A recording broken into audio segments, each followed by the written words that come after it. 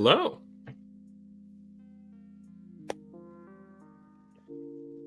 What's good? Welcome, everyone. We are here an hour or so after the chapter drops. Here early. I'm not too opposed to doing it earlier every week. I know that we've been doing 10 o'clock. It is very early for Vante. Is it still the AM for you? Yeah, 9. That's pretty early. But I don't mind it. I'll be up pretty much by like 7-ish. Welcome, Cookies. Welcome, Zeros 417. I don't think I pronounced that correctly, but we're here for peak. You guys are here for peak. You're seated for peak today. Is that what we do? That's what we hear. Okay, there we go. I can hear myself as an echo just a little bit on your end. I just turned it down. Okay. It should be a little better. I don't know why it does that. I feel like it doesn't go completely mute, so I have to like put it down the lowest anyway. But yeah.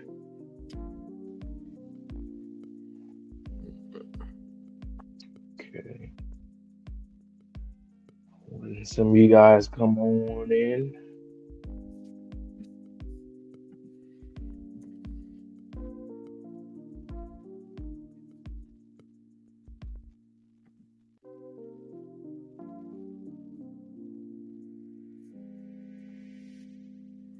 So what do you expect from this chapter? Do you think it's just going to be brawls out, hands to the face type of deal, or something else? I think a more formal reunion for Andy and Fuko. Mostly we just kind of, see him come in and assist them and whatnot. But like we're going to get some more back and forth to reestablish, to reintroduce this character. Obviously, we know who Andy is, but you get my point. Like, he hasn't been here for a while. Like, the Andy that's been speaking, normal Andy, we haven't seen him in a long time. So I think it's whatever. Yeah, it's pretty much going to be that. We're going to go back to square one once again. The last few chapters feel like early Undead Unluck. So I think we're going to continue that trend this week, too. My guess is that there's going to be a clothy power-up. I think Andy's newest attack that he's going to use against Ruin will incorporate Clothy, because they've had so many years to plan this out. That'll be wild. Clothy clutch. But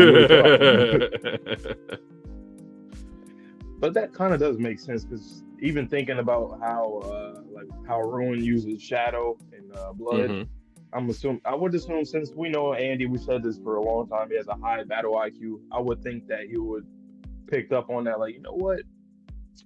I could do something like that too. I got something up my sleeve, no pun intended. Cloth. He is the sleeve. I am the sleeve. A lot of stuff next month, man. Ooh. I think Bleach and the Don comes out in the same week. Like, I think 2 days apart. I think Bleach is Saturday, the 5th. Saturday. Okay, so I think the Don is Thursday, I think. I've seen the 3rd. So ooh, a Thursday release? What are we going back to Chainsaw Man days? Or is that right. Tuesday? Or was it something? It was something else. Like Monday? Yeah, something like that. I don't remember. I just remember Thursday being like I think. I don't know. Guys, we are coming up on our 2-year anniversary for the channel, which is exciting in October.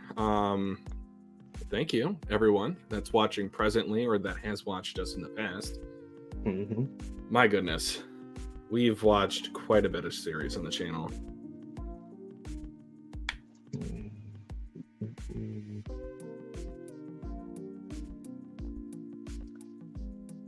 Let me see something. Yep. Welcome, Gavin. Welcome, Malvez. Or Rafs. Oh, that's weird. Like, I can't. Let me see. I was able to do it on desktop, but I don't got that no more. So, but it should be good now. It's how it usually is. 'Cause at first it was like way loud. I don't know why it was like that.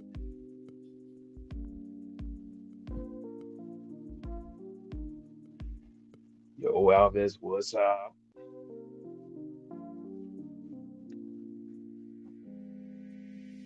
Yeah, One Piece was indeed crazy. We both read it on our respective channels. Avante in a video format, me with a live stream, and then I had him on for a long discussion. One Piece is so good right now. Every Thursdays, guys. Thursdays and Fridays, depending on when the chapter drops Yep. and when we do them. So, on those 2 days. All right, well, I think that's enough lollygagging. Do you want to go the first this week, since I think I went first last week? Yep. All As right. you guys know, we do this all the time where one of us reacts first while the other one mutes, and then we get them in here, cue them in here once we're done so that they can have their reaction as well. We like to do that just so you guys can get both of our reactions authentically, and we don't have to, like, maybe one day we would try this, but like taking turns each page or something like that. But I don't know, it just seems kind of, I don't know, like the flow would kind of be a little off sometimes. But yeah, that's how we do it. And you guys have been liking it, so we'll continue to do it like this. So that being said, let's get into chapter 221 of Undead Unluck. It's called Bad Loop, and it looks like we're getting some flashback stuff once more, even more with Andy. All right, so some narration from Andy. I was born not knowing who I was. The only thing I did know was that I was undead. Up until that day, I was undead and nothing more. Still fighting Ruin, obviously. In the air, going crazy. Ruin, you're a lucky guy. It's great that you were able to become Ruin again. He's like, huh? It's great that you encountered those same Uma again, and that you were coaxed by Soul to get stronger. Where's he going with this? It's because of all that you were able to encounter me today. Let's bring in some change, Ruin. Everything up till now has been for that purpose. Stop this. Oh, who was that talking? Is that Shadow and Blood? Don't put that nonsense into his head, Undead. Tehran, the rapper, bars. You won't be able to save Ruin. Negating all of you and bringing an end to the human world is Ruin's only salvation.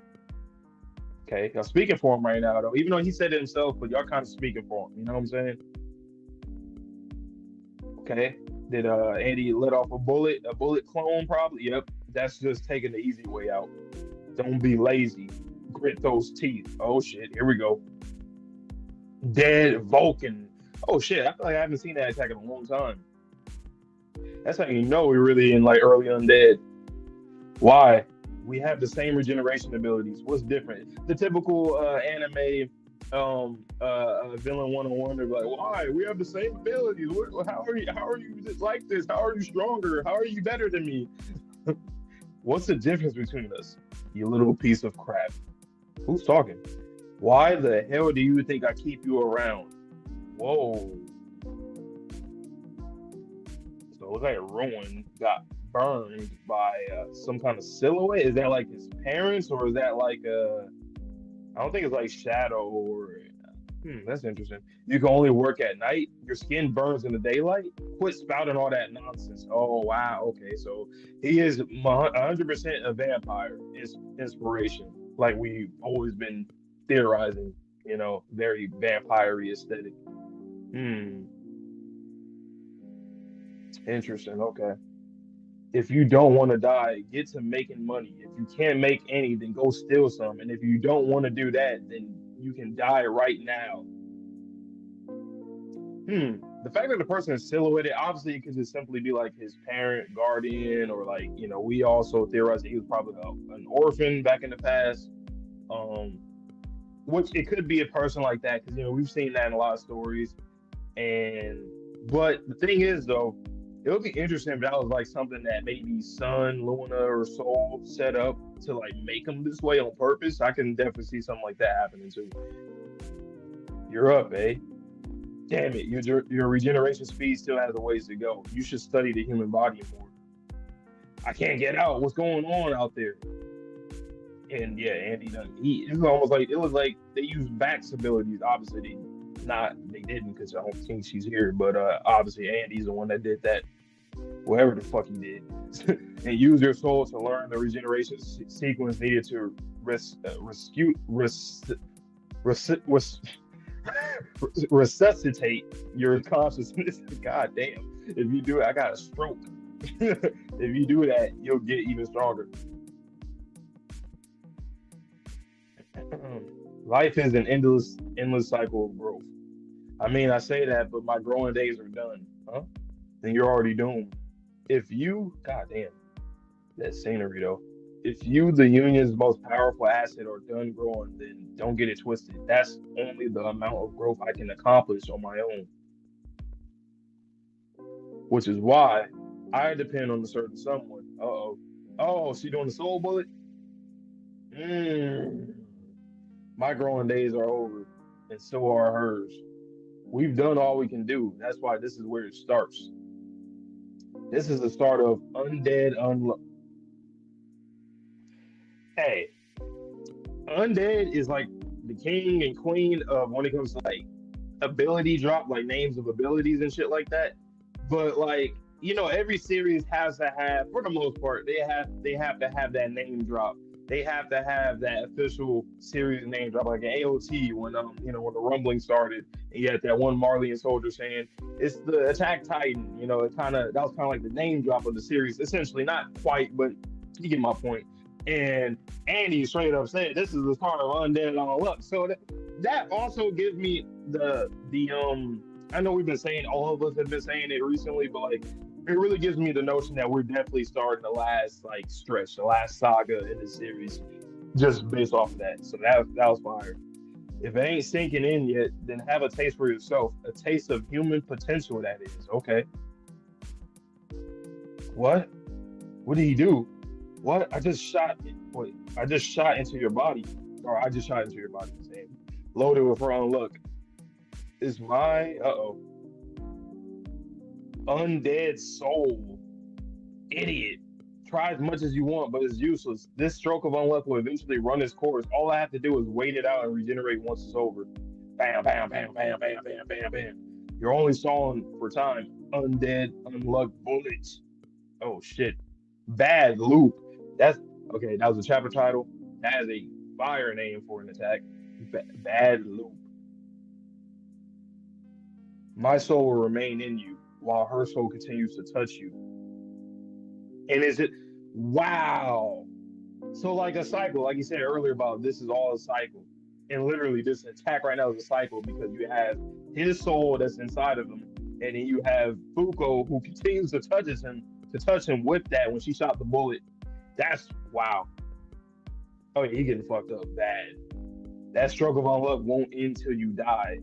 Do a little self-reflection. Till then, we'll leave those pieces of ourselves right there with you. My prediction from that, I don't think he will die. I don't think so. He kind of warned him right there. I think that he's going to eventually improve his soul. Like he kind of Andy's been saying, like the reason why there's a difference between us is because you're not on my level soul wise. And you see both Fuko and Andy, they both are definitely improved their souls. And maybe with their souls, I don't know if they'll be able to. It would be pretty cool or interesting if their souls were able to communicate with them somehow. Like I don't know, I can see something like that going on. Wait here and watch our final loop. Bam, bam, bam. Oh, okay. There go Clothy in the collar. What do you think, Clothy? I think it's fine. Okay. And then they're still locked up. Okay, now they came out. I see. The fuck? God damn. Why did you free us? We're just going to go save Ruin. Okay, dummy. That's not some shoppy stroke of unluck you're up against. Then tell us why. Go and be by his side. He's managed to live till now, thanks to you guys, right? We'll come pick him up soon. He's in your hands till then, blood and shadow. See, we're definitely gonna get them as an ally. Like it's I like that how Tozuka did that because Ruin was already kind of uh he already kind of got moved, I guess, by them while blood and shadow they were like nah. But now that he's talking very cordial to them, I could definitely see Ruin and them teaming up with us in the end, for sure. We're already planting the seeds for that. This is where your story begins, Ruin. Oh, here they are. Those master rules, those master rules lugs. From here on out, neither of us is going to be holding back.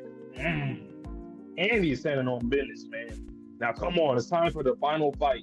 This one's going to put an end to everything. See, the start of Final Saga.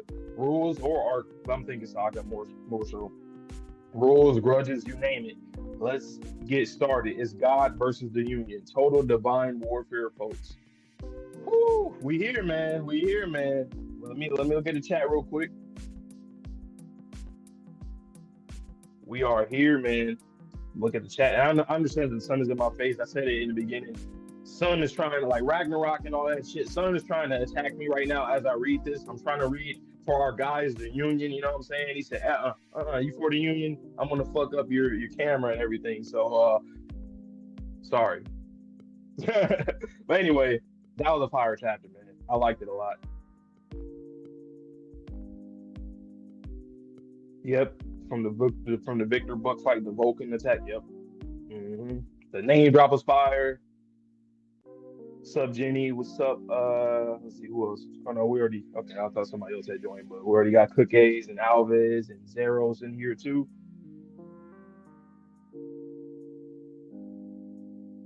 I know, right? That boy ruined. Like, why are you talking? Like, boy, you getting fucked up, dude. I don't understand. He did that last chapter too. I think the one before that as well. That last big stretch. Yeah, he's gonna learn more about human life now. Do you guys think I mentioned it too when I was reading? Do you guys think that their souls are going to like somehow communicate with him because they're stuck with him right now? So you think he's going to, like, I don't know, somehow see maybe their life story, or their souls are like kind of like cloned in a way, like they're going to have like their souls, yeah, kind of communicate to him somehow? I think that might end up being a thing, especially if that's still happening with him.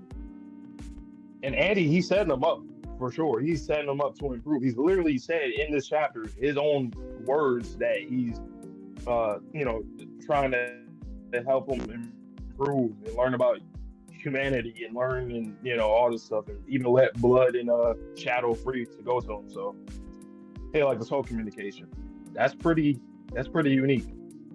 That's pretty unique.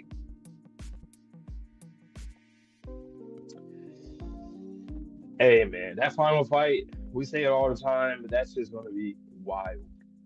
Like, we thought, like, in Loop 100, Ragnarok was crazy. Even though we was getting fucked up a lot, but we did a little something, not much, but we thought that was crazy.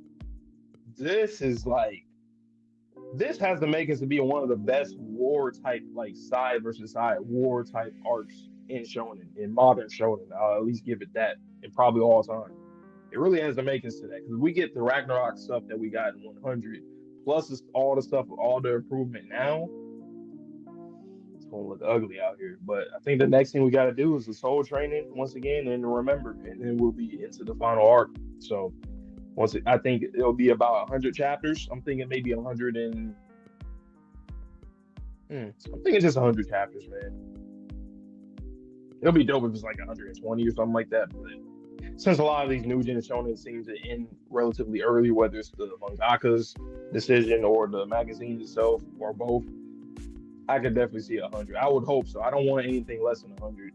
90, maybe. 87, nah, I need more, man. I definitely need more. We need like another 2 years and a half worth of Undead for real.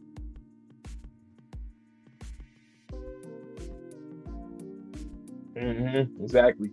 Yep. It's funny. We were just talking about that before too, about Clothy and how, like, Blood and Shadow. That's they probably got inspiration. Well, inspiration is a word, but I guess kind of, especially since they notice and recognize that how their whole trio team works. You think 60? You think it's only 60 more chapters in the series? I don't think so, man. I mean,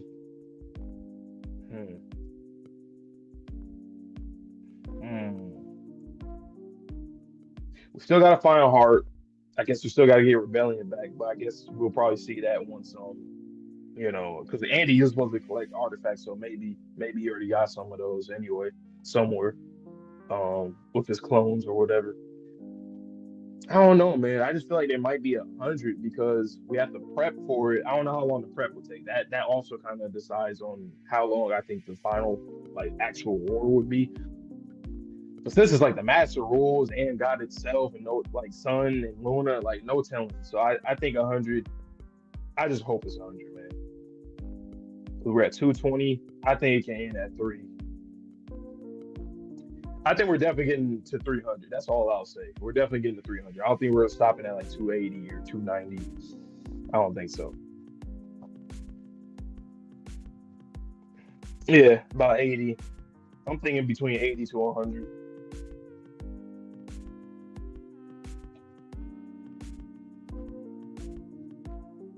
Yeah, he does. But I just feel like at this point, I don't think we can really the offspring and stuff. I don't think it would really work because the two things that we really need is to improve our souls. It doesn't have to be an arc, honestly. It could just be a little, a few chapters of that. And I guess you could kind of offspring that because we get the gist of everybody with their souls. You don't have to see everybody do all this stuff. It's kind of redundant at that point. But I would say for remember would be pretty quick too, I think. So yeah, you might be right, but I still think we gotta get to 300. That's still we gotta get there, man. But all right, I'm gonna get Twitchy in here. I know it's been a minute since I started. When did I start? Matter of fact, I started around. It's been like 13, 14 minutes, 15 minutes. All right, let me get. Oops. Okay. Wait, am I back? Okay, I'm back. I'm gonna let Twitchy know.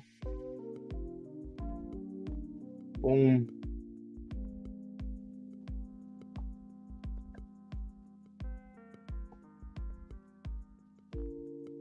All right.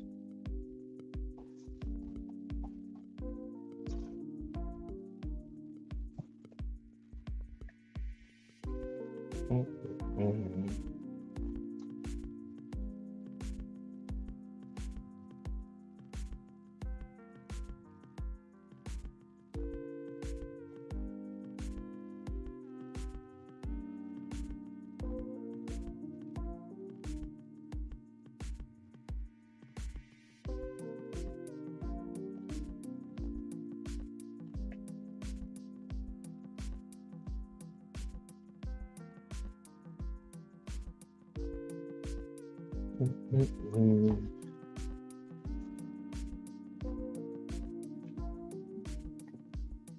Yo, hello. Oh.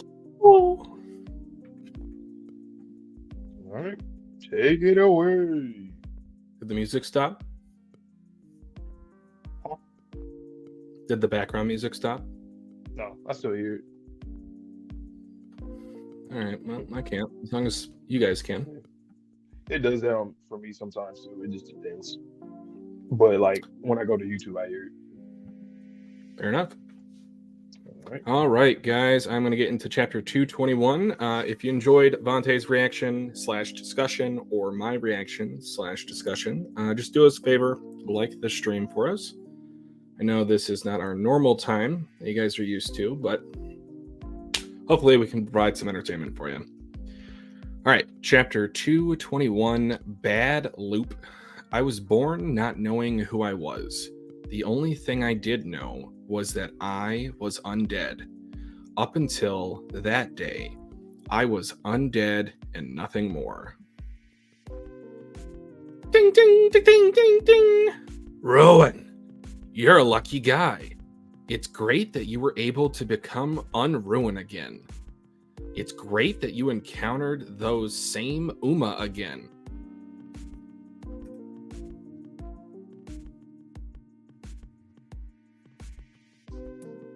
All right, continuing.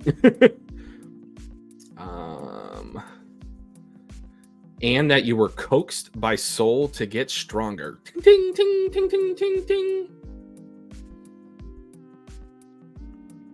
It's because of all that you were able to encounter me today. Let's bring in some change, Ruin. Everything up till now has been for that purpose. Stop this, says Shadow. Chomp, chomp. Don't put that nonsense into his head, Undead. You won't be able to save Ruin. Negating all of you and bringing an end to the human world is Ruin's only salvation. He bites his tongue off. Terrifying. Patooey! That's just taking the easy way out. Don't be lazy. Grit those teeth as he knocks off the fingies. Dead to Vulcan! Ooh. Like scatter shot from a shotgun. Why? We have the same regeneration abilities. What's different? What's the difference between us? You little piece of crap. It's so like off-putting reading this without any background music because like, oh, just turn the page. Why the hell do you think I keep you around? You can only work at night? Your skin burns in the daylight? Quit spouting all that nonsense. Ooh, got burned with oil? God damn. If you don't want to die, get to making money. If you can't make any, then go steal some. And if you don't want to do that, then you can die right now. You're up, eh? Damn it. Your regeneration speed still has a ways to go. You should study the human body more. I can't get out. What's going on out there? He sealed them with his own blood? That is crazy, Andy. As he's got like the soul blade, well, not soul, like a blood blade directly through his head. And use your soul to learn the regeneration sequence needed to resuscitate your consciousness. If you do that, you'll get even stronger.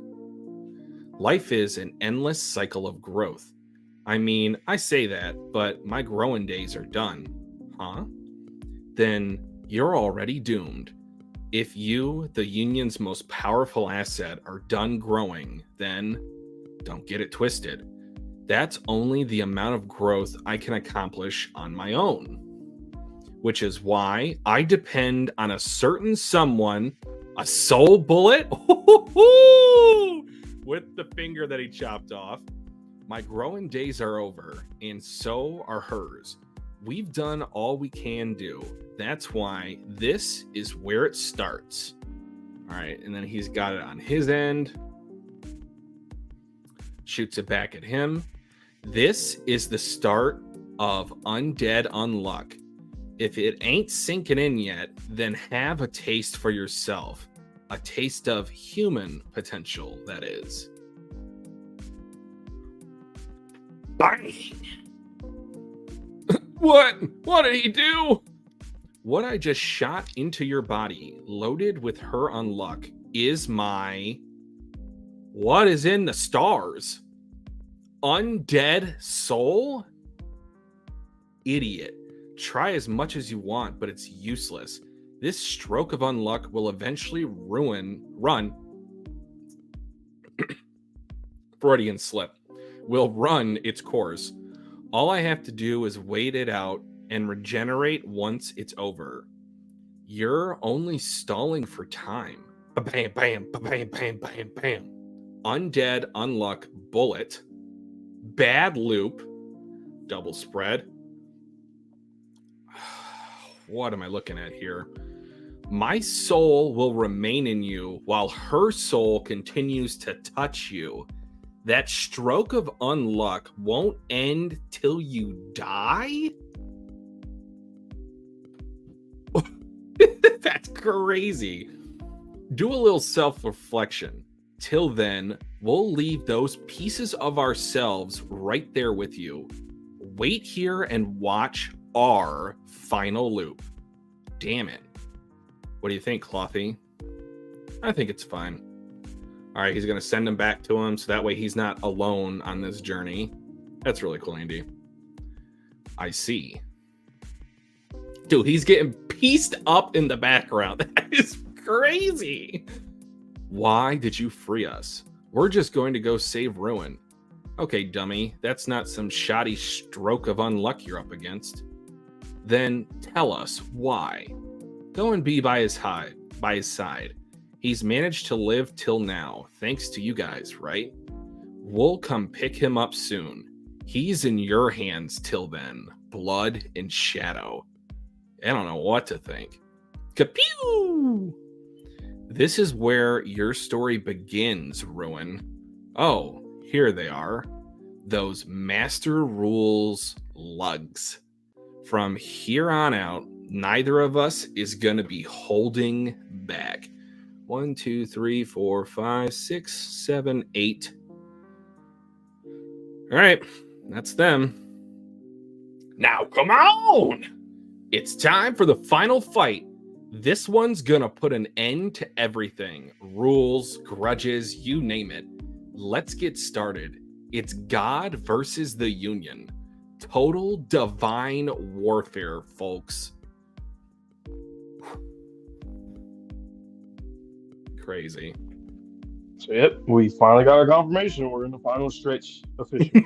Even though, I mean, the last few chapters have been, implicitly said. But I like how Andy dealt with that with Rowan. He's like, yo, dude, you can either still act the way that you are and just die, or you can improve.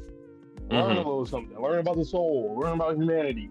So when him and Fuko, when they shot the soul bullet into him, I'm thinking that their souls might end up communicating with him.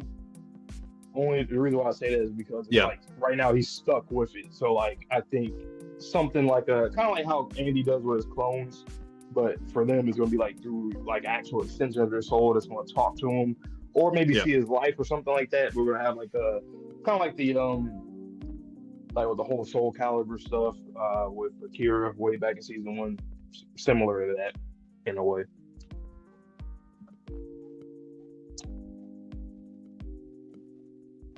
We did not see that Vulcan attack in a minute, man. It's been a minute since we've seen that from him. All the way back to Victor. How does he just like take his fingertips off? Gross. Badass, but gross. And Clothy, you did predict the Clothy thing. And I did. Even we were talking about how we were saying basically with like Blood and Shadow, you notice how Clothy and Andy looked at each other like, okay, we recognize their relationship is kind of like, oh yeah, like ours over here too. Yep. All right, guys, I will be right back. This is like messing with my head that there's no background music. I'll be right back. All right. Hello, stream. Now you're seeing Izuku Satoru or I don't know, Midoriya Gojo. You're seeing Midoriya Gojo. It's on the screen for a second. He had a chance to shine for a second. I'm never changing that now. Infinite cringe. Oh man. What's up, Lauren?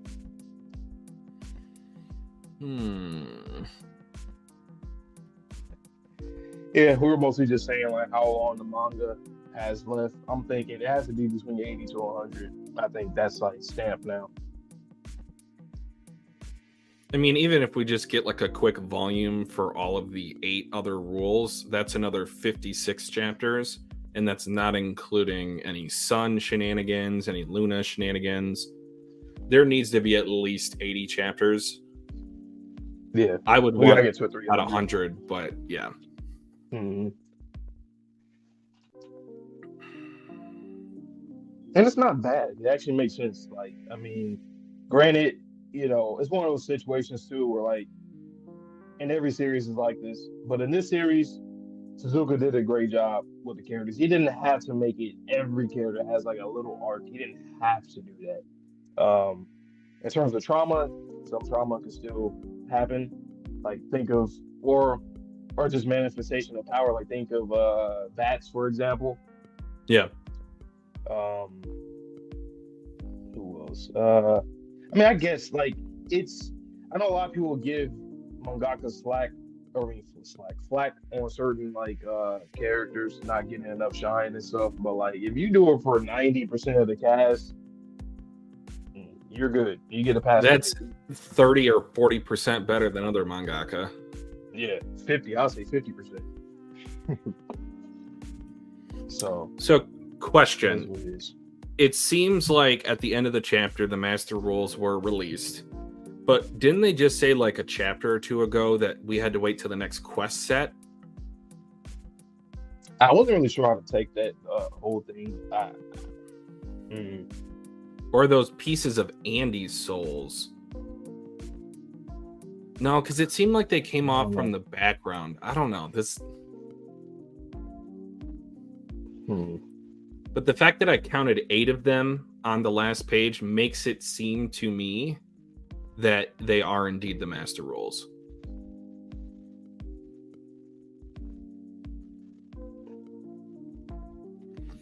Can you guys explain that? Do you understand what's going on there?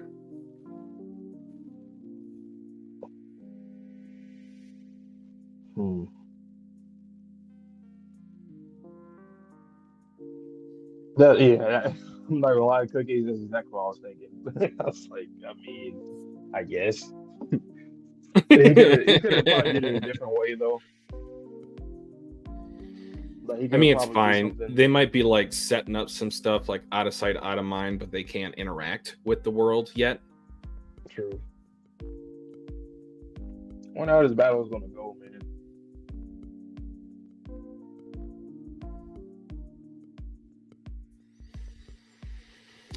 I now more so think that the manifestation of Bax's power and the manifestation of Julia's power is going to be in a fight rather than, just kind of when we're using Remember.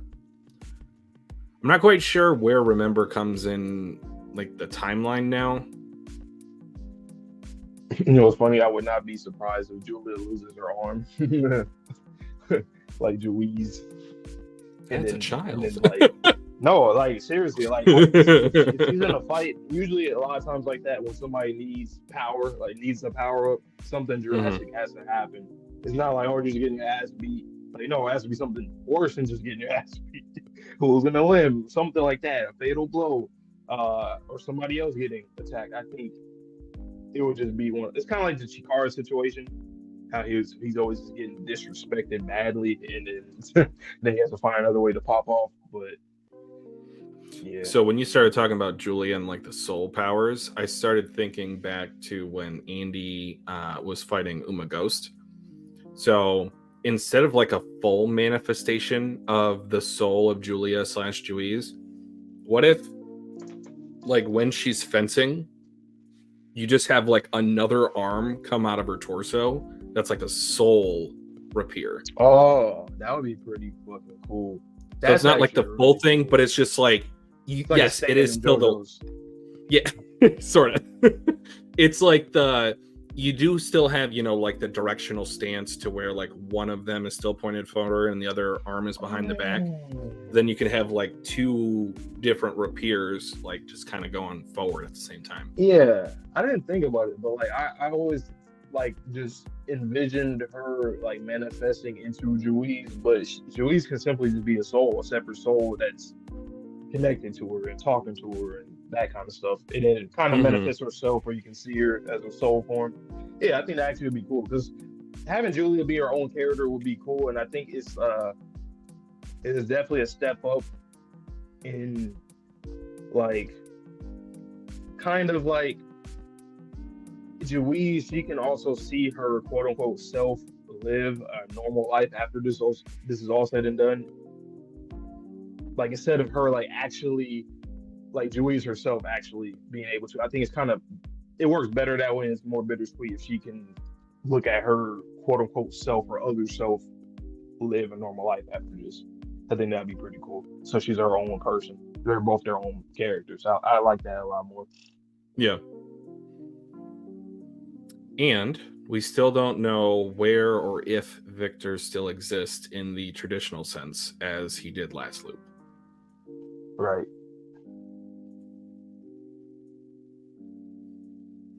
What do you think Heart does? I know I've said like a second life in the past.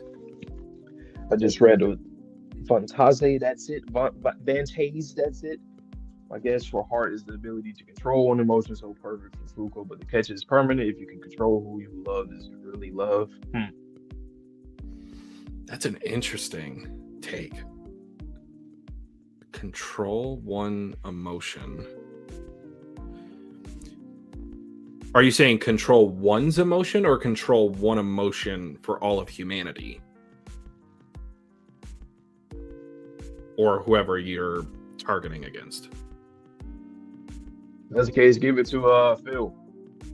Let him have an emotion. If it's one emotion, love. Please. You know? Matter of fact, that's all you need. That's actually a good point, huh? If you were to give Phil one emotion or feeling, because love is, whatever. But yeah, give him love. Man, where is Phil? I really wish Tozuka would utilize him more. I understand he's a child robot. Go watch. Yeah, there's certain characters. Yeah, there's certain characters where I'm like, even though we kind of have everybody's have somewhat agreed on like Kururu or like Yusai, but like Phil is like that kind of character dynamic is so intriguing that you have to capitalize on that. He's literally essentially a robot child, damn near, with no emotions, and then he has this artifact with him as well. It's like his whole characterization, like just him as a character, the whole foundation of his character is so interesting. Where it's like, how could you not, do more with him? So I'm hoping that something happens. You know what though? The fact that he can wield and hold a whole bunch of artifacts, yeah, maybe Heart would be the one for him. That might be the thing. Yeah. I mean, just any excuse to give him more development, more focus, I'm all for it. Yeah. So Heart, yeah, let the boy have the heart. So again, Rebellion. In the previous conversations that we've had, we've talked about how Nico said there was a possibility to break the distinction between external versus internal targeting. Now that we know Fuko can kind of like infuse her soul into Andy's body / soul, do we think there's a possibility Andy could use undead on himself and then undead on Julia to separate Juiz and Victor so they could have their own bodies? Makes sense after seeing this chapter how him and Fuko both. That seems like it.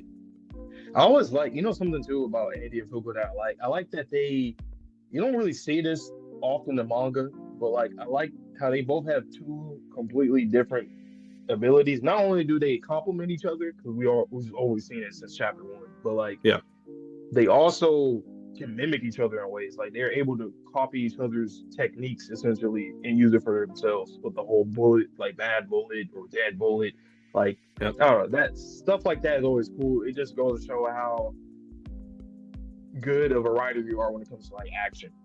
A lot of shonen they're not good at that.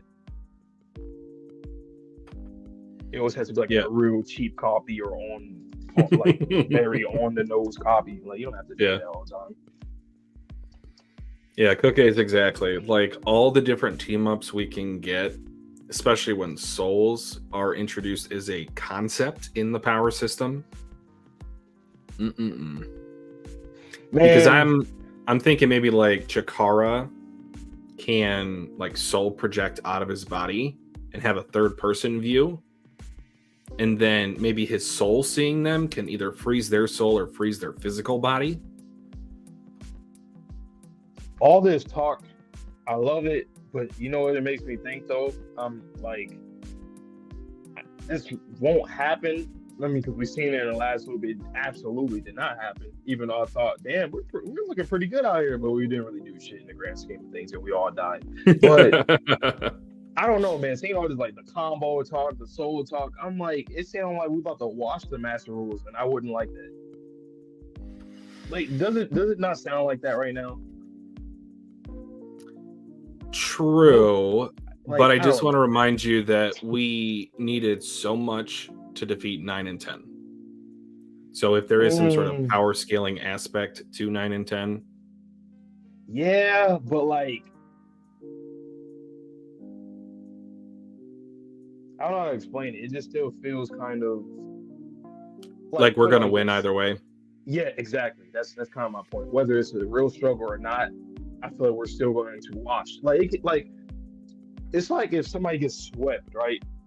In like the NBA in the playoffs, it's 4-0, but every single game it was actually competitive. Kind of like what the Lakers in Denver did the year prior, the year that Nuggets won the championship. Literally every game ended in like single digits. Yeah. So it's like, or last year, but like it's technically, yes, it was a wash, but at the same time, it's like it was. I don't know. I just get that kind of impression. Like regardless of what happens, we're going to win. So to relate that back to Undead, do you think any of our characters are going to get killed in this final loop? I do, but out of how many characters do we have right now? Like 20. I would say, 25. I would say like about 30. Okay.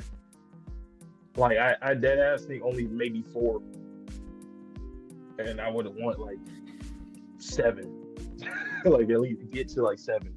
But like Fang, probably Sean, based off of all the development, all of the progression from him in general, I can see it happening, and it'll be really sad. I see Billy dying. But yeah, Billy.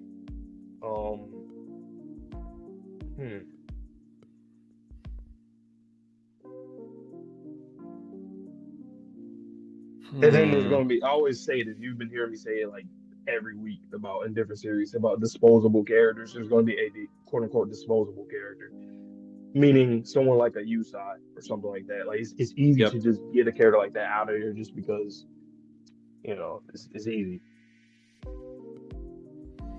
I'm just concerned that this like happy ending that we're going towards, it's going to be too happy for my preferences.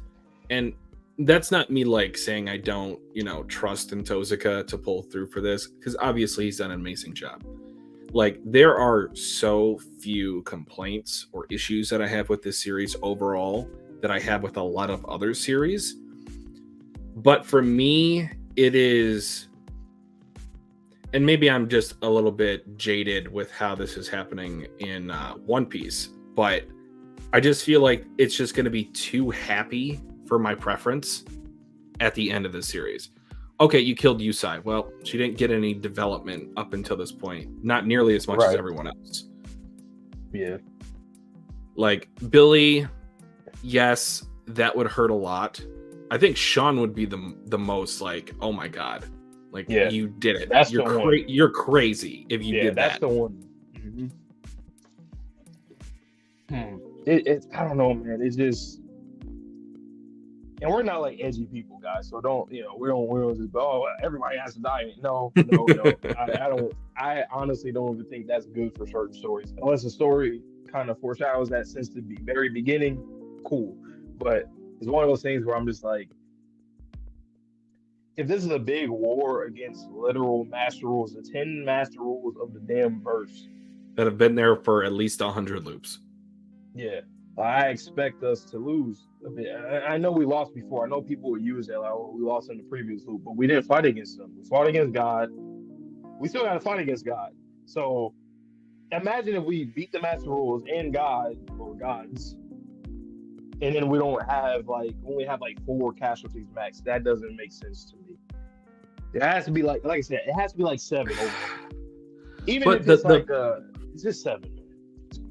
The problem that, and this is a good problem to have, and I want to preface this statement by saying this: Tozuka has set himself up to where he could cook tremendously. with this last section of the story, but it's very much a delicate balance. I don't want him to kill too few characters. I don't want him to kill too many characters. Because at the end of it, if we did all this to get to the final loop, then what's the point? Now, I know that there's also been some discussion about what the validated world looks like in the next loop. We'll see. Right. That could be more so like an epilogue to where everyone does finally get their happy endings because they don't have their powers. They might have memories or like some soul implications from previous loops. But it's a delicate balance. And again, I could even change my opinion on a week-to-week basis depending on what happens in those chapters to where I'm like, okay, he's doing too much or he's doing too little. Again, good problem to have, but man, we just have to address it for the time being since this is the final saga of the series. Mm-hmm. And it's just it's like this is just a topic of discussion when it comes to like war arcs, right, or final arcs in general. Like if there's something is a war, just like what Andy just like proclaimed, this whole thing, like this is the war here. You would expect that to happen. Like there's no way there could just be so one-sided. You know, it just doesn't work that way.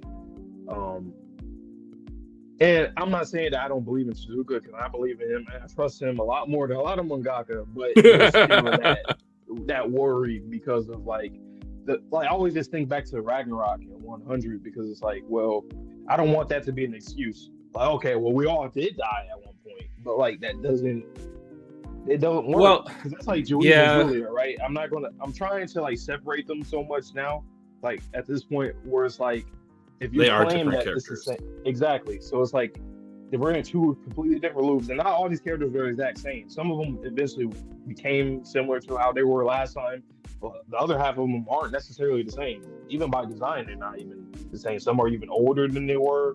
So there are a lot of differences going on right now where I feel like it just has to be one of those, like, maybe what I'm thinking right now too is that so far, I'm not trying to say that the Master Rules haven't impressed me, but maybe that's the impression that we're supposed to get because they're locked up right now. I think that's what it is. Like so there far, hasn't been a lot of tension. Yeah, it hasn't, which is interesting because that can be a little worrisome in a way. Or well, the thing is, stay the same. Sorry to cut you off. The thing is, I felt that tension when we were versing Sick. It was like 12v1, and he was still winning. It literally took a savior in Andy's clone to come down to the planet. And then you also have to introduce Andy into the situation. Like, are we going to quote unquote like retcon a lot of these deaths if he can use his undead power on the people that die in these fights? Right. Personally, maybe not a big fan of that. I would say for the most part, outside of Ragnarok, this has been a pretty, I want to say like no hope, but this series has definitely had like a darker tone to it than a lot of other shonen. And then in Loop 101, it's been, and this is a complaint that we've had for a while, it almost seemed too easy, or there weren't any like consequences of what was happening in this loop specifically. We were able to get all 25 of these people. There were no casualties up to this point. And yes, Fuko might have lost an eye here, but I would say to get 25 people on the team, that you were aiming to get 25 people on the team, and all you lost was a single eyeball, when there's artifacts in this world that can give you more powers than you inherently had with that natural eyeball, that's a lot of positivity. You know what, too? I think the problem that I have is that they, like you said, there's a lot of success in that. And then there's one setback, but it's so fast that we already get the success once again. Like, the setbacks mean, like, when you mentioned about 6, for example. Immediately, Andy helped out. We're good. I feel like it's kind of been that way in all of these arcs in 101, where it's like, we are getting these dubs as we should. We just took a big loss of Ragnarok, so I 100% enjoyed it while reading it. But looking back at it, it's like every time we are doing good and we have one small setback, Andy comes in and saves the day. Not saying that I don't like that. I actually really like it because he's Andy. He's like he should be that strong. He should be that kind of guy. But it also kind of takes away from like real tension because you only get the tension for like 3 chapters, 2. Yeah, it's a give and take. And again, it's a good problem to have. It's just when you are setting up the execution, and I just want to remind everyone, we're not at the end of the series yet. So obviously the conversation today is just on what we've seen up until the end of chapter 221. We could feel entirely different at the end of the series. But up until this point, post Ragnarok, we've had so much hope, and it was almost the exact opposite last loop. There was no hope. This was an insurmountable adversary that we had to go up against. And now we got it? Question mark? And to be fair, if you want to look into the entire series, we've had a lot of fucking success. Like Summer was like that was a success. First time ever. Like, yep. It like there's a lot of success, or maybe Tozuka is he's just kind of replicating that. So when we do get to the finale to Ragnarok, like last time, shit went down south. I think this time it will too. And honestly, I would like it if people do get killed, go out while taking out the master rule, a master rule. Like simultaneously. That. Yeah, that's the kind of deaths at this point in this series. Because we need to really think about it, the rulers and the gators, all these people, for the most part, they have the opposing power, or that opposes whichever power, the negator to the ruled and the ruled to the negator. So I feel like that kind of has to happen. What actually, like, for example, right? Let me ask you this: what actually would happen if Fuko fights against Luck? Like, what happens? How does I don't know. Did they just kind of counter each other? Like, what is it, a stalemate, or will Fuko just win? I think again it comes back to the entire interpretation of your powers for the negator specifically, because we've seen in the past that how you interpret your power makes a vast difference in not only like you interacting with the world, but in combat. Yeah. And I just wanted to bring up a kind of tangential point, but it is related for the master rules. Even though they're killed, their rules still exist in the world. So at a certain point, it's like, what's the point? Okay, yeah, we can defeat them, but there's still going to be war in this world. So then it relates back to the validated world. Like, what does the next loop look like? If humans do win and they take out all the master rules, are any of those things present in the new validated world? Are we just living this loop without knowing that there's like a potential like alien threat coming down to kill humanity? Right. I'm not quite sure what's the point? Happens. Yeah. If their rule exists after their death, you know? Yeah. You know, somebody thought about too, the fact that Fuko saved them all from traumas. Now I'm starting to think on the other side of it, where it's like, then yeah, we might see characters die now because they didn't have to go through the trauma. Unless, remember, whatever we do with that. But I think that kind of gives us where it's like, okay, well, this time when they die, it's not out of like suffering. It's like, okay, we're doing this to ensure that our comrades survive and win. So now that I think about it, if that is the case, I absolutely love it. But if it's not, then once again, what we've been saying for the past 10 minutes is like, well. And I think it also depends on how Remember is implicated in this world.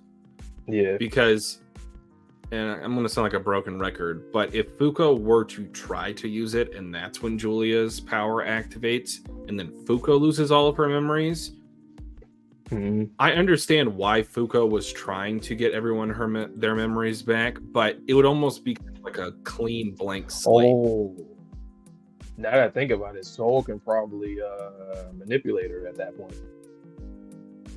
Oh yeah, you lose all your memories, and that would be bad. Fuko, oh no. But and with her unluck, she could become like a Thanos. Like we have to use everyone to stop her. Oh man, and then they had to take Andy to soul stuff to her, try to get to her somehow, and then I don't know. So there is stakes there if that does happen. And even if they do use remember, we have said this before that they like what Nico, for example. If Nico is able to do it, everybody should be able to do it. I'm not gonna lie. Like With he all was his able to, trauma. like wow. So if they do accept it, then okay, that's good. But and then they also can, aid into if they do end up dying in the end, they're not suffering like last time. In Ragnarok, it was boiled alive, falling from far heights, limbs getting blown up. Like Chikara, he went through the ringer. He was getting fucked up.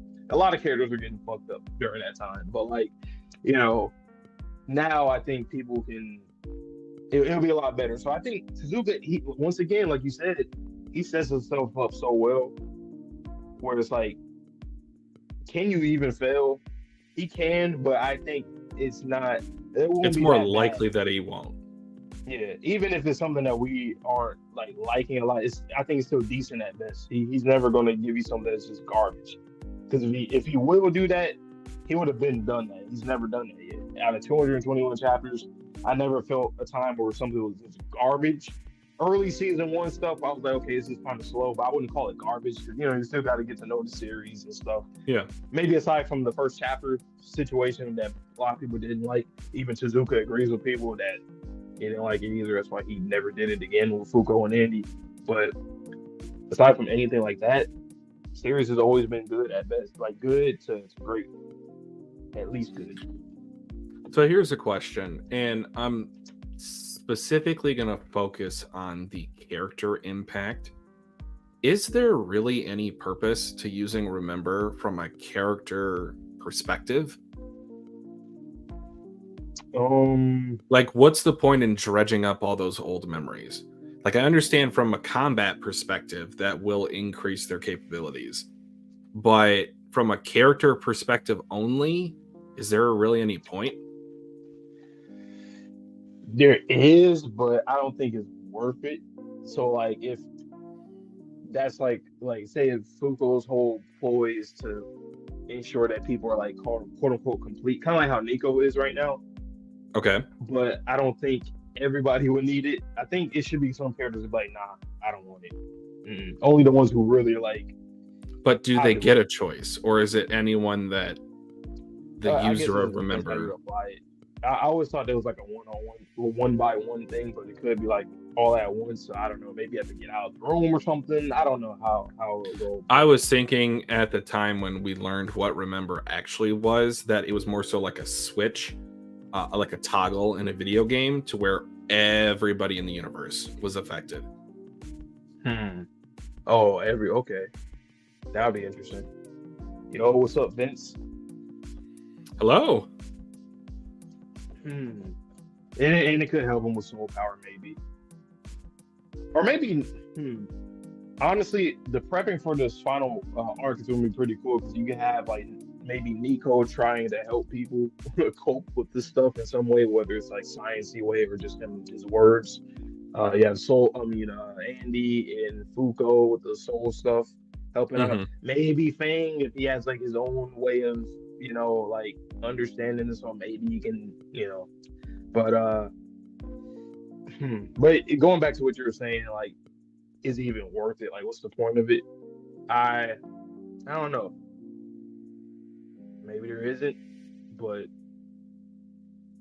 I would say absolutely for probably Julia, because I know she's already intrigued about the dreams that she was having about this Juiz woman and all this stuff, and if she talks to Fuko about that, maybe that would be the way to do that.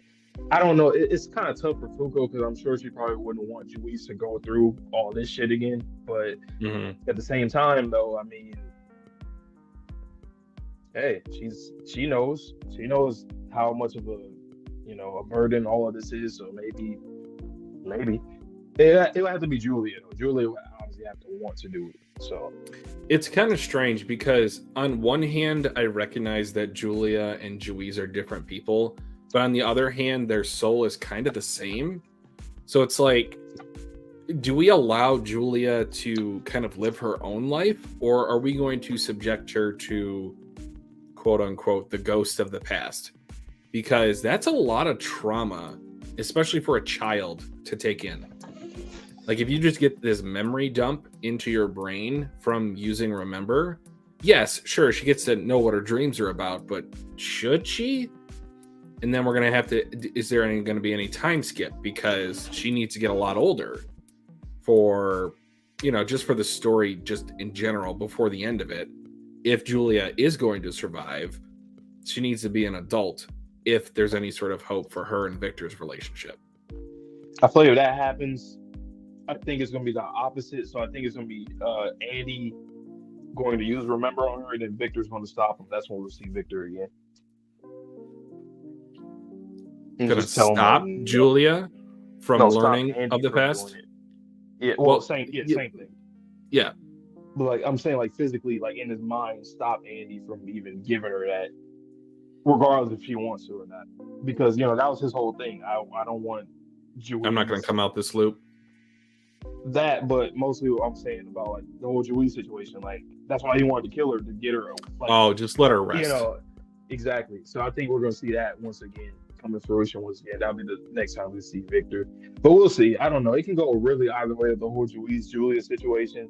But I think Tozuka knows, just us as fans, like, fuck the story, fuck the characters in the story. Us as fans, we want to see Julia or Julies out there. Like, we just do. So he'll probably do it anyway.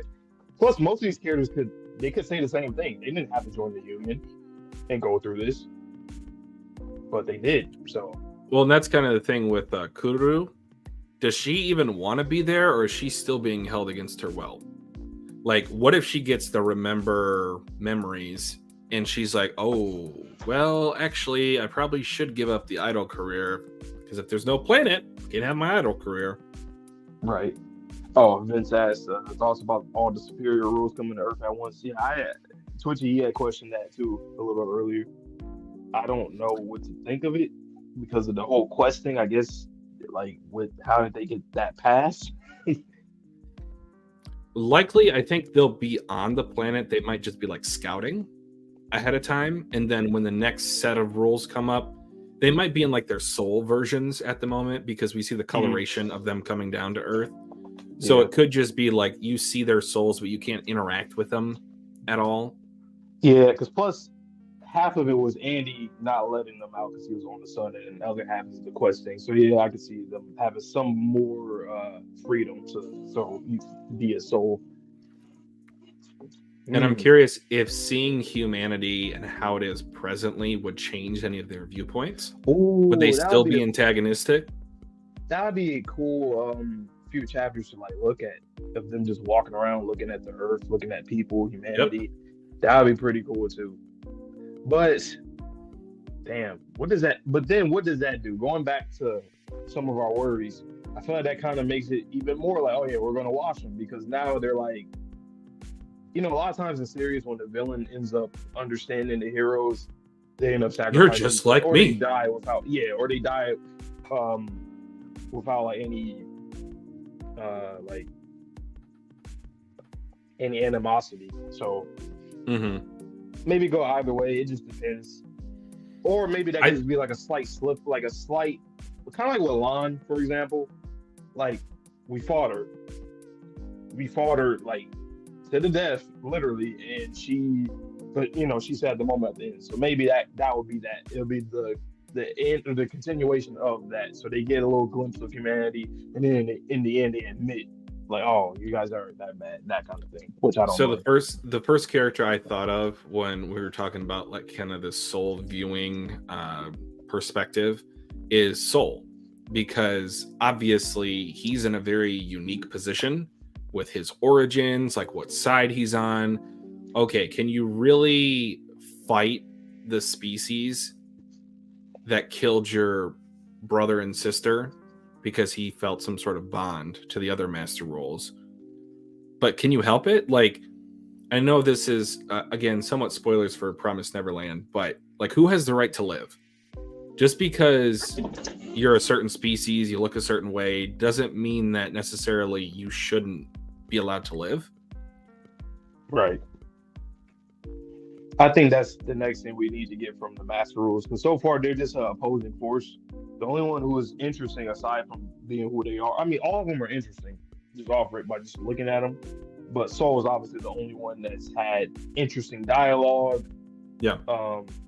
So it's like, well, and Lon, but like we need more from everybody in the end. And that's also what was my other problem. Like, well, these guys are just kind of like the opposing force. They're just soldiers. So it's kind of easy for us to, like, narratively, for us to just take them out. I'm not saying it's easy to take them out, but it's easy to understand narratively why they need to go. And then we fight God again. But I don't know, it's one of those things where, and we've seen, like, Sick, for example, you can see he's literally sick to his stomach about what happened. He's embarrassed and all that. So, like, we need to see more and hear more from them. Like, what do they actually think about their existence? Not just about the negators, but them themselves. Kind of the same thing we thought about with rules in general, and we got that from Spring. So I expect all of them to get just as much characterization as Spring did. Obviously, not as big of a focus because that was his specific arc, but like just on the same, same realm of focus. And speaking of Spring, I think this would actually be a really cool. We don't have to see it on panel, but for the final battle, if it is in one location, or even if it's in, segmented places, if we have some of the Umas from the past loop or this loop help us out.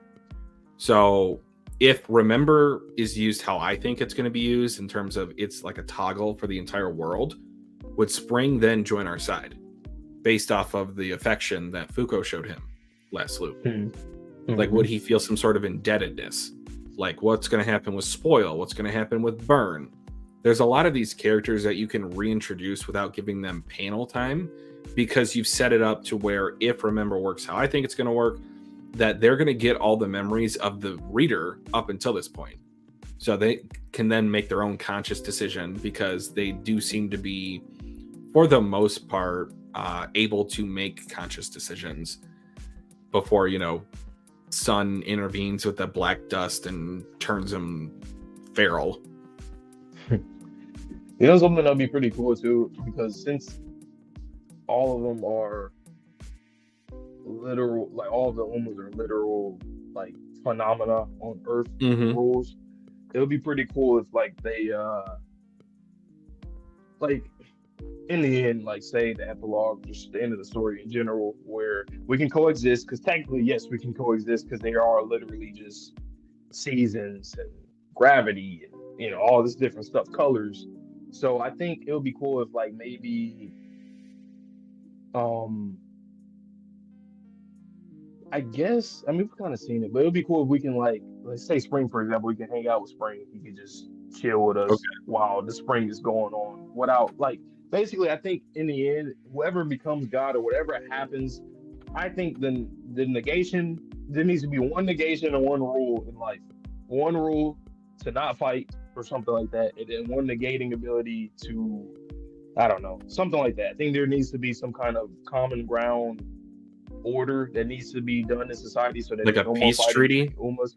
Yeah, so that it's impossible for anybody to fight either one, like either side, something like that, so we can all coexist. So we can chill with Spring or Burn, and if they are in close proximity with us, they can't burn us up or do this and stuff like that. I can see that happening. Oh, so like everyone has all the buffs at one time to where they are resistant to all of these type of ailments, whether it's burning, poison, sickness, death. That'd be so like all the characters would be level 100 with all the stats and all the buffs. That'd be an interesting world to think of. Like you literally cannot inflict lasting damage onto another entity. Right, and then maybe just have it so you can just, I don't know, die from age. I mean, because after all, that's what everybody will want to die in, like in real life, is die by age. So it's like, something like that. Especially since that's like Andy's dream, to grow old and die. Like there was a theme in the series that's already in progress when it comes to that. So I think that'd be pretty cool. Vince talks about he fears this will be the last we see of Ruin's backstory. I kind of felt that way too, a little bit. But I think we'll see it once we. I think he's going to talk to like a Fuko Andy Soul Bullet turned Soul clone or whatever. So we'll hear him speak more on it. Like Ruin doesn't. He doesn't kind of give me the impression that he's the type of character to like cry out in pain or frustration, a la Eren Yeager, when it seems hopeless. Like, oh, you know nothing. I've been through this terrible backstory, and like Fuko or Andy will show him some sort of empathy for that. I think it'll be expanded upon a little bit.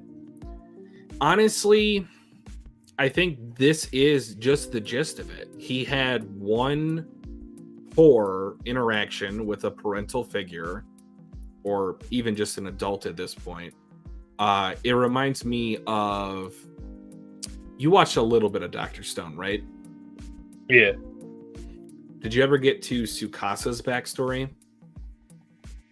I think is it let's see, I'm trying to think about the seasons. I stopped right when that the navigator was introduced. So that next arc. The beginning of that next arc. Okay, well, for those of you who have not read or watched Dr. Stone, long story short, he is trying to collect seashells on the beach. I won't tell you why, but an adult who thinks that he owns the beach beats him. And like this one-page backstory that we get from Ruin very much reminds me of that. It's just like humanity, and I love how I'm going to talk about the chapter specifically. I think I remember. Yeah. I love how it's not shown to be a person with features. This is like pure, unadulterated, like anger / like just the worst of humanity is present in this scene. And you can sort of see this could be interpreted either way. I think this is him and his tragedy where he got Ruin initially, because otherwise this oil fire might have killed him. So he was able to regenerate at least a little bit from this moment.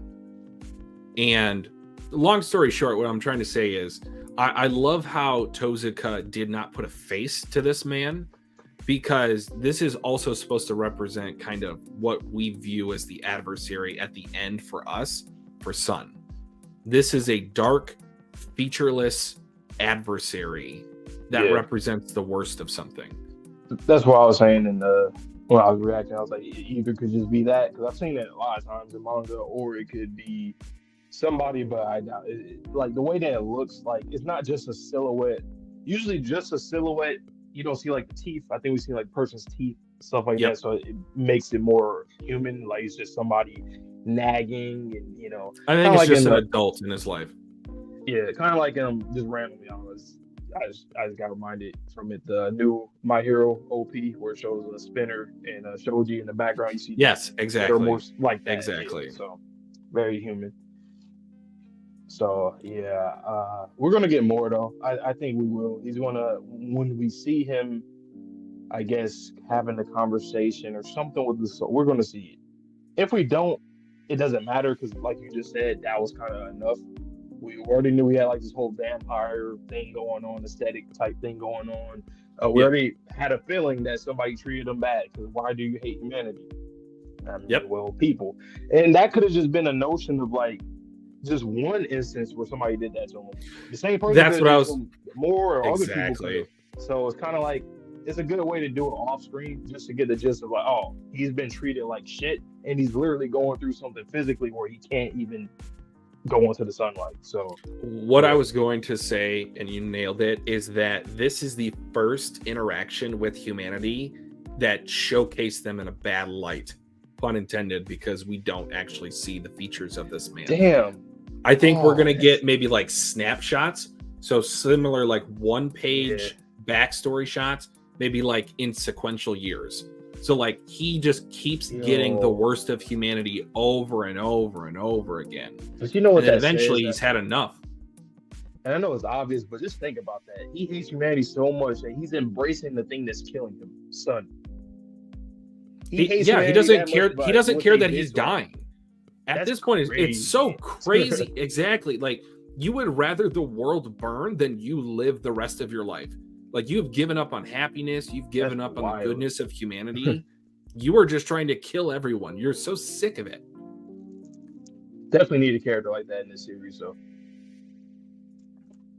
Because whatever, gods are doing this to us, but at the same time, humanity is also doing things to people too. It's not just one side. I mean, even though it seems one-sided, but in reality, nah. People are also trash too. I mean, we even going back to like spring stuff like that. Like there's different, yeah. So I like that that's being touched on because not just us, the ones that are the victims here. It's like other people, and he's somebody that technically is a negator, and he literally is, but he's like, no, I'm all for it. So now he makes more sense to me more.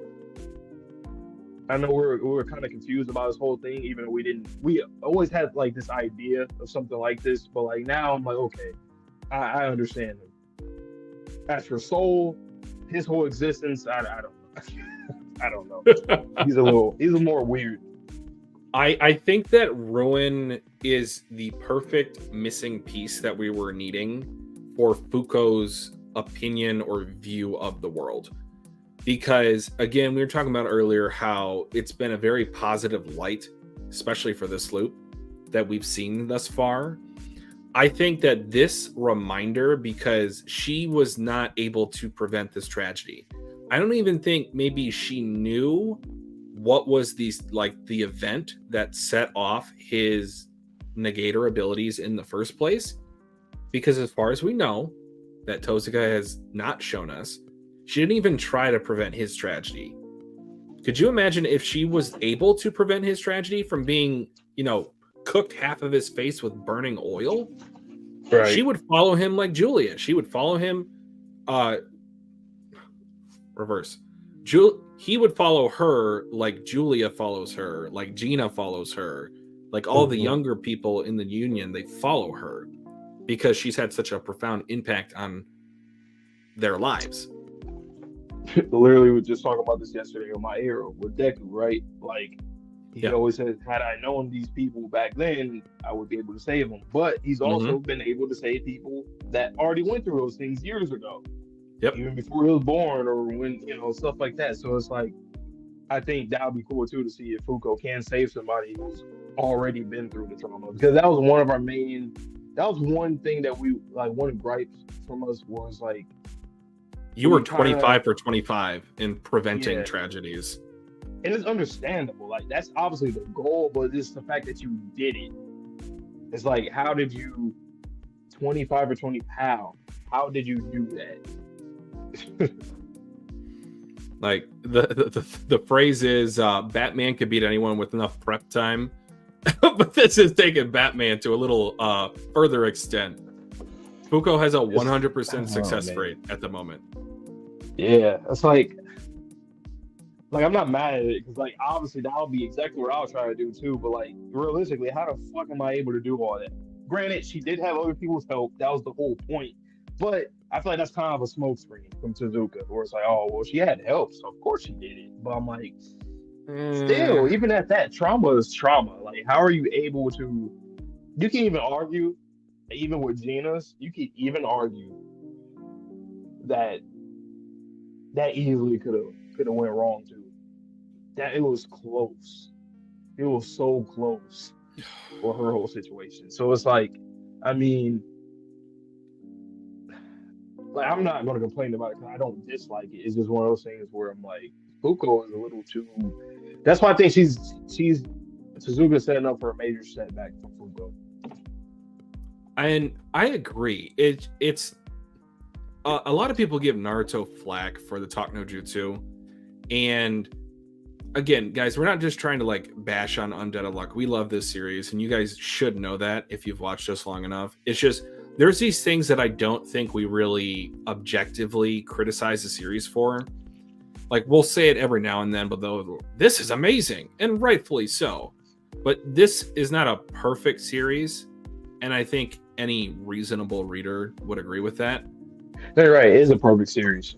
If you get what I mean, like for for the sake of Fuko the game. Like this perfect. 25 or 25. Now where'd he go? He left? No. Did he really leave? I was JK. No, but for real though, it's like it's it's like he left. But like it's one of those things because now that we're caught up, we can't talk about it more, because as we're reading, we liked it. There are some times we're like, I don't know about that. We'll see how we feel later. And now that we're, going through the series and whatnot and having all these discussions with each other and you guys in chat, it's getting to a point where it's like, and the thing is, once again, Undead is so good that even the things that we're talking about isn't even that bad. Oh yeah, this is still like a decent, 9 at least out of 10 series. Right. And so it's like, that's a good problem to have. I guess that would be like a good way to kind of, deduce that. It's like, it's a good problem to have where it's like, not everybody's going to like it, but most people will like it. Every series has this thing where it's like, shit, it could go 50-50. It can be even worse than that. But this series, I feel like it's like 90 to 10. It's like 90% of the things are good. 10% are like, not sure. But even with that 10%, we still don't know. We're, like you said earlier, we're not even at the end of the manga yet, so we don't know. So that can end up going 95-5. Who knows? But yeah, I'm curious how the likes versus dislikes is going to be on this stream. I know that we're streaming at a slightly different time than we normally do. We're not doing a tier list today, guys, in case you didn't notice to my right. Yeah, we're just having more so of a discussion. And I feel like this was the perfect chapter to do that because Tozuka himself has told us, like, this is the end saga. So we're talking about what we want or what we expect. So we're going to see how he executes. And again, we're not like trying to bag on him, and he has done an excellent job so far. So I don't have any reason to believe that he is going to let us down with this final saga. But we just have to bring it up.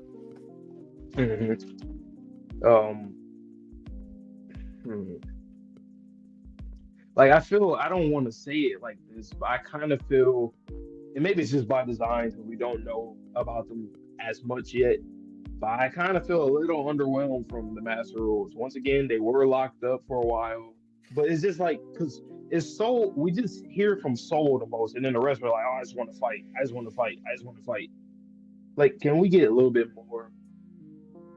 I know you guys are rules, so that's by design. That might just be your whole like thing. But like we seen it from Lon, even she did both. She did the fighting, but she also had like this like affection for Nico.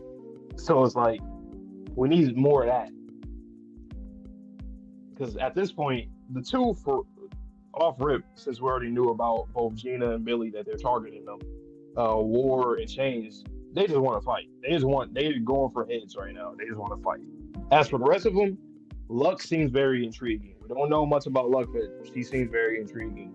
Obviously, what's going on with Death? Like, that's extremely intriguing. Like, just looking at her whole aesthetic and everything. Time, we don't know really nothing about him. Just like, okay. Everybody. Justice, everybody. So it's like, I just want more characterization from them, and then I'll be cool. As long as we get that, I'm good on whatever conclusion you want to do. I just want a little bit of casualties because out of 25, if you want 25 or 25 in recruitment and no trauma, then I expect you got to give us something back. -7, man. Just seven characters. Like, that's not bad. And it's a give and take. Like, you want to have, because this is a shonen series, you want to have a somewhat positive ending, but you also have to make it realistic. If these master rules are touted as like the end all be all for this series, and we know what happened in Ragnarok, we got washed. If it was not for a team effort, we just barely saved Fuko to get a continue on this video game, it was GG's. Now for this one, Sick immediately introduced so much tension because Sick was washing us 1-15. But then we were able to defeat Beast and Lon. You kind of went too far to the other side of the spectrum. Yeah. I feel more so with Beast. I didn't expect that, to be quiet. I did not expect him to defeat him like that. I thought he was going to get away or something. I did not expect that. But I liked it still. But For Yeah, it long, was I was great. like, nah, Nico. Everything was just Nico. It was just perfect. It was perfectly like it made sense. I was like, okay, boom. But Beast was kind of that's where I started to feel a little strange Eh, about it. I'm like, especially it's okay. Beast. Like out of all of them, like Beast. Like what are we doing? It should was it three people that defeated him? Well, quote unquote four, I guess, Zuko, because Julia was, Ishin, you Top, know. Julia, some help. So I'm like really, which is great. I love to see stuff like that for like our side of the characters, but like for that side, it's like, damn, really? Okay. And plus, this is a war for the world. So if there's a wash, it just doesn't work, man. I think Tozuka has to focus on the development of the Master Rules in this final saga, even maybe more so than the characters that he has somewhat left by the wayside so far. Like, it'd be Yeah, great if he could introduce more Phil stuff, more Yusai stuff, more. Who else has kind of got the short end? Void to a certain extent. yeah. Like, if you could combine those three characters with the development of the Master Rules, it'll be perfect. And all this yapping that we've been doing today after the chapter reactions would be pointless, meaningless. We're idiots. We recognize that. Yeah.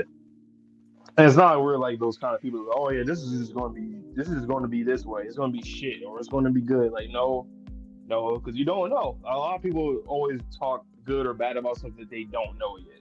But we're just simply saying things that we hope happens and hope doesn't happen.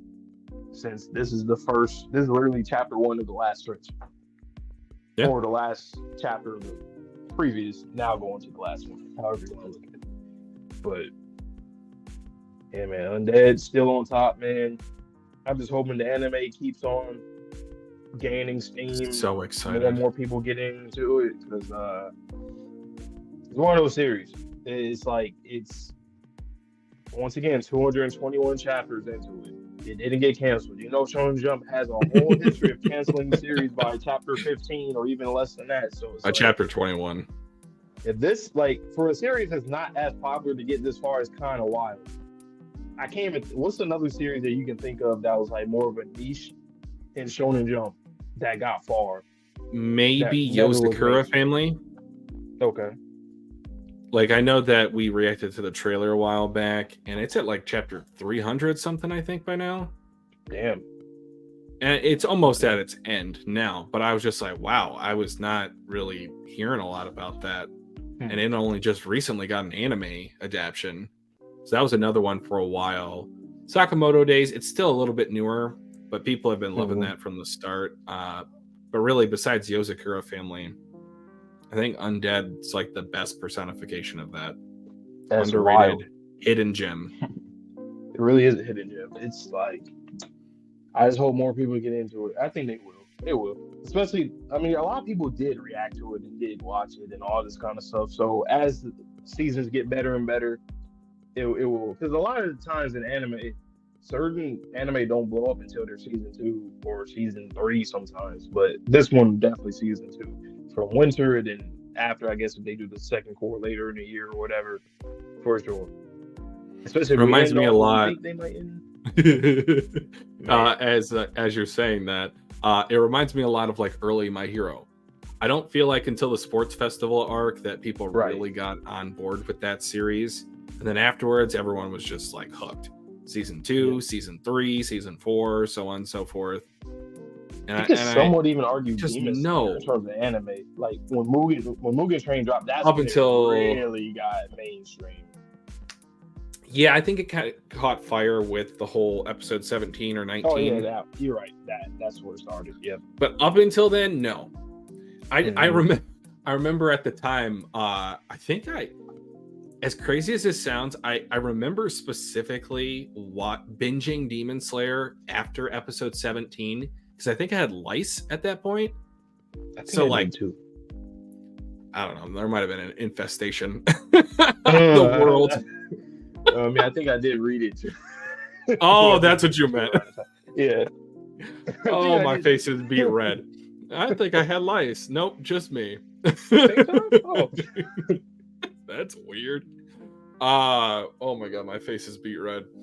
Yeah, so like I just remember at the time it was trending on Twitter and like everyone was talking about this episode.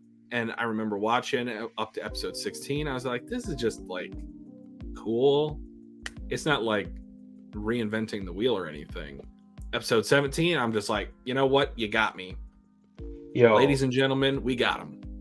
For me, I always love this when I don't know how good something is. Like I've never seen nobody on the internet talk about it. Like literally when I was watching Demon Slayer, I watched the episode. I said, "What the?" I said, "This was one of the greatest anime episodes I ever watched." Then I actually went to Twitter, and I was like, "Whoa!" They agree with me. I thought it was just me. So that means that episode has to have been really good. Because a lot of times stuff is like an echo chamber. You see hype for something, and then you see it, you read it or watch it.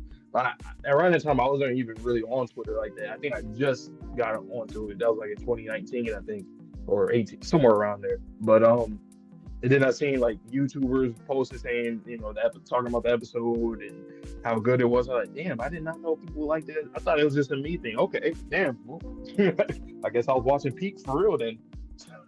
So, question between winter, between summer and spring. What episode, if any, do you think is going to have that similar effect on Undead?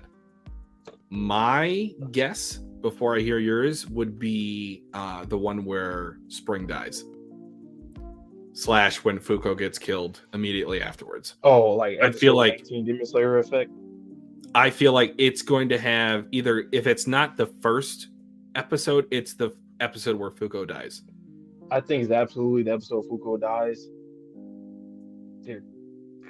Depending on the production, I really think they could pop off with Fang and Shin. The reason why, like, once again, I always say it because of the Dragon Ball references. Everybody knows what Dragon Ball is. Even you never watch, you like know characters, you've seen them and stuff like that. But like, I think that would get a big group of people into it. Mm-hmm. They're like, what the hell? Okay, interesting. But for sure, Fuko. That depth. And then season 3, oh man. Ragnarok. Ragnarok is going to be probably one of the best things people have ever seen. Like Nico Rip against God. Like that, you would think that some people will probably think that the series ends at that point. Like they don't know anything about, like they're like a casual anime fan. And then say like if it takes some years for season 4 to come out, mm-hmm. They probably think that's the end of the story in a way. Okay. And like I said before, shit, if you wanted to stop reading at that point, you could. You still actually read a good story worth. Like you technically did. Obviously, you should continue. Like what the hell? But if you really wanted to. And once again, I always said this too, you can even read the series backwards in a way. You really can if you think about it. Yeah. Like there's a lot of callbacks, so you're able to like kind of string things together. The last 3 chapters were all callbacks. And then you have Ragnarok situations, and you can go all the way back. Like imagine if somebody did for some reason get into the series later, and then they start watching it backwards, and then they see what happened at the first Ragnarok. They're like, "Whoa, they came a long way. Damn, they were struggling badly. I mean, they struggled this time too, but that time they didn't do anything." And then it's like, "Whoa." But yeah, the Ozukura family. Disney Plus. What's up with some of these apps, man? Disney Plus, Hulu. Like, can y'all start promoting things better? Get with the times, man. Anime is mainstream. You guys how you guys don't know this? Hulu, you promote your stuff better, man. Hulu for years now. Like, what are you doing? And like Disney, I know has like a pretty large like audience too. It's not like they don't have any subscribers. Just promote it better on your platform. It's mainstream. You know, anime is mainstream. Like, you cannot be that out of touch. You know it's mainstream. I know in the last 5 years, you've heard about Attack on Titan and how that's one of the greatest shows, period. There's no way you don't know what that is. Demon Slayer, My Hero, Jujutsu Kaisen. Like, what are you doing? Like, you guys, man. That's how it be, though. Higher ups, they just always seem like they're out of touch with stuff. I don't know if it's on purpose or if it's just genuinely just out of touch, but everywhere, every company in the world, Maybe we could talk about some of this stuff too. We're gonna have more topics, stream topics about just anything in general, whether it's like the industry or other stuff. If you guys want that, you can let us know. But it's a lot to talk about, especially nowadays. Speaking of Bleach wraps, we are going to have a Core 2 recap, maybe like a week or two. Well, probably about a week, maybe a few days before Core 3 drops in October. So if you guys are watching either live or in post, we do cover Bleach on the channel. Both Vontae and I are anime only. And Core 3 is being produced by the movie section of Studio Period. So we're excited. Oh, man, I cannot wait for Bleach, man. It's so it's gonna be so good. It's like kind of like how My Hero is with the whole saturation. For me personally, I just love the colors, and Bleach had like arguably the best colors I've seen in anything that we reacted to. Yeah. And cleanest character designs. They don't look like long and wonky anymore like they did previously about a decade ago. But you know, and yeah, Disney, yeah, they just monopoly, man. Disney, they taking out competition, don't care. That's the thing. Competition nowadays breeds lazy. I mean, no competition makes people lazy. It's like it's always like that in any company, anything in entertainment. Why do you think Marvel sucks? Because DC wasn't doing a great job for the past, I don't know how long. They haven't been doing a great job. Only good they got complacent. It's like Batman, because like, and even there's some duds in there, you know. Overall, X-Men 97 was heat. Oh, yeah, I'm gonna start watching. I might actually start today or tomorrow, either or. I'm gonna start real soon. If anything, you need to record your reaction to episode 5. If that's the only one I get, I was gonna watch it off screen or off camera, but I would love to see episode 5. I mean, I'm just saying, you can watch it on your own. Just let me know. Yeah, I'll think about it, man. I'll think about it. Episode 5. You want to talk about like greatest episodes I've ever seen in my life? It's like top 10 to 15. It is insane. Okay. Like immediately, I think of that the OG series first, or can you just jump straight into it? No, I can send you a recap video. My friends and I watched it before because I never watched the original series, and then I just watched like a quick recap. I mean, especially I don't know like how much comic knowledge you have. As long as you have like a general understanding of the characters, the show does a really good job of filling in a lot of the blanks of the past 4 seasons. I think there were of X-Men. Okay. But yeah, I hold episode 5 of X-Men 97 in the same regard as Hero from Attack on Titan and Demon Slayer, the Uzui episode. Ooh, it is in this topic. It's in the same tier. Our top 10 anime episode or animation episodes ever. So any animation, that'd be a good stream topic to do one day. That'd be hard to rank, but I got some in mind. I'm like, nah, that episode right there, that one moves me. Yeah. AOT might have like 3 of them. Out of 10. It technically got more, but I wouldn't want to do too much. No, I think that's 30% of your top 10 is fine. But yeah, just let us know, guys. Though, if you guys want to see us, do some of these other topics too. Eventually, just let us know in the Discord and stuff. Just let us know what you're interested in, because we always want to give you guys stuff that you're interested in and that we're both interested in as well. Because a lot of times on YouTube, sometimes YouTubers do things that either they're only interested in and the fans are, or things that they're not interested in. And yeah, so it's like you always gotta have it both ways with the subs and the content creator. We're just normal dudes, man. We ain't nothing. We're just normal. We're just like I ain't shit. To be honest, like there has not been one series on the channel that I have not enjoyed. Anything that we've reacted to has been good. Yeah. At the very least, like bar we never dropped something because it was bad. The only reason why we ever had to drop something was just because it's priorities and it's like, okay, well. Yeah, I was still interested in it, but we did watch a few episodes of The Witch and the Beast. That's been the only series that we haven't chosen to continue. But I'll still probably watch it offline eventually. Mm-hmm. We only watch Peak around here, man. Like people always watching garbage. We watch Peak, or at least we enjoy what we got. You know. It's like Also, when I'm music not the festivals, harshest critic. Yeah, I'm not either. Like, there's no point. Like, I'm not a damn professional critic, so it's like, I don't It's do entertainment. that Just enjoy it. unless I really feel like it. Then, yeah, of course. But this is entertainment, like you said. All right, we are severely off topic, so let's go ahead and wrap it up. Yep. I gotta go real quick. But yeah, so you guys know the drill, man. We always say this. We've been saying it for weeks, really for a year, because now we already are over the point where like One Piece live action, for example, that started in August last year, and we still got backlog stuff, but we'll get that out for you guys. A whole bunch of stuff we're gonna get out and more stuff. Just stay tuned. We're gonna drop everything on the channel so people can, go through their little binges and whatnot. But yeah, it's pretty much all I got on my end. Yeah, and in top of the backlog stuff, we do have a lot of new content that we're excited for the fall season. I know we say that every week, whether it's Undead, My Hero, whatever. Each time you guys see us on camera, on your screens for YouTube, it's going to be because we are reminding you of the new stuff we have coming up.